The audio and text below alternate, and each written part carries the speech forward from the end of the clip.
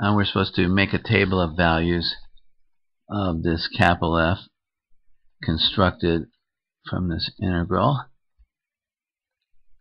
So you always have to realize that the x value is up here, and that you stick in a different x value, you run the integral, and you get a different value. They want us to do it for this set of values and then graph it. We change the instructions on this to be we're going to use the trap method, and then we're going to graph our table of values and see if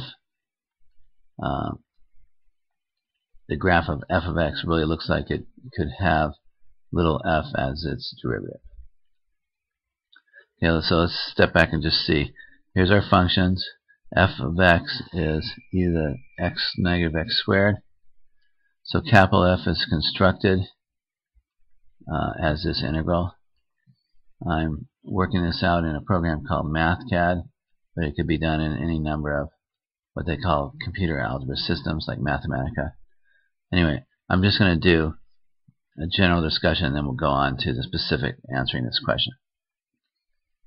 So at -2, we would be putting a -2 up there.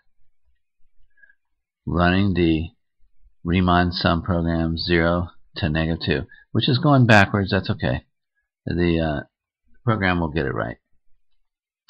0 to -2 is just the negative of -2 to 0. So anyway, it'll get it. So that's this value. So that integral comes out to this. Then you put in, let's say you put in -1, run it from to -1, you'll get this answer. Let's say you put in 1.5 up there, run the integral, you're going to get 0.856. Now these are the precise values coming out of there. This program is running these integrals many more than just n equals 100. But surprisingly, our trap values get very close anyway.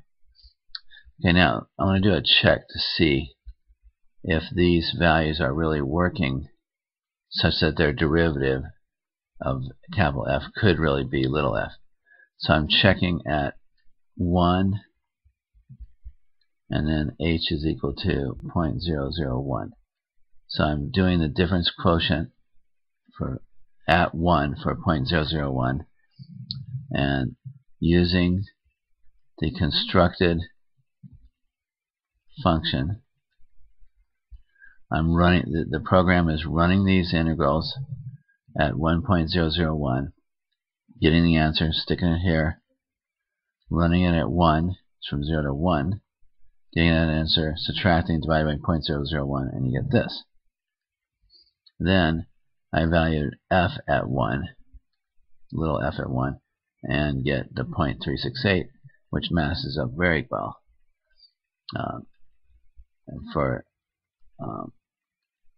for that, even with just an h of 0.001. So it's very close. It would diverge if you had more decimals here, because the 0.001 is not 0 yet in the limit. Okay, then I did another check just to make sure. Checked it at 1.5 with an h of 0.001. Did the difference quotient. Comes out 0.105. So I'm sticking 1.501 up here and running it that and getting the answer. And then I'm putting 1.5 up there, running the integral with the numerical method and getting the answer, subtracting, divided by 0.001, and you get this. Okay, and then checking that against little f of 1.5, and sure enough, it lines up.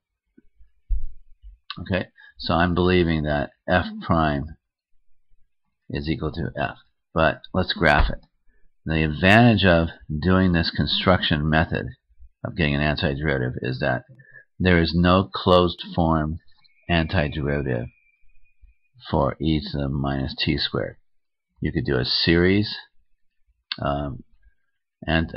form of the antiderivative, an infinite series. You can fit the curve with different kinds of polynomials, even a Fourier series. But as far as being closed, something real nice, it doesn't have it. So it shows you that we can still graph capital F of x because we can generate all the values we want. So I had the program, the MathCAD program, generate all the values from, I think it was like -5 to 5, and it gave us this nice curve here. And then I graphed f of x the way you would in a calculator and got this. So let's see. At 0, the slope looks like to be about maybe 1 there. And at 0, well, f is 1. At 1, the slope is shallowing up a little bit. So at 1, looks like about 0.5, and that looks like about a 0.5 slope. So it's working. By the time you get to 3, your slope should be about 0 almost. So about 3 out here. Yes, it looks like it's 0. Over on the other side at -2, the slope there is barely positive. So as you can see, at -2, the f is barely positive. So everything is matching up. So our constructed capital F antiderivative is working to be the antiderivative for little f.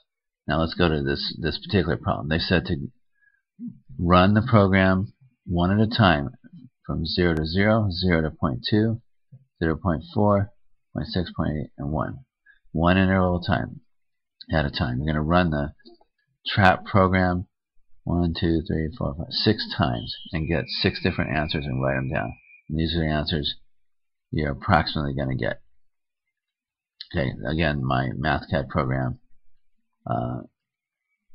computed these for a much higher in size. Anyway, and they probably ran a whole different technique anyway. So here are the values, and those are the values you should get. Then you plot them, and you'll be plotting them here and here, and like this. This is going to be your values, and you'll see that this actually, I'm sorry, not there. It will be over on this curve. It'll be over here. At 0, you'll get 0. At 0.2, you'll get something here. 0.4. By the time you get to 1, you'll get 0.747. So all your points are going to line up right there, just capturing this part. And then to verify the slopes as they go, we'll produce these values of little f of x.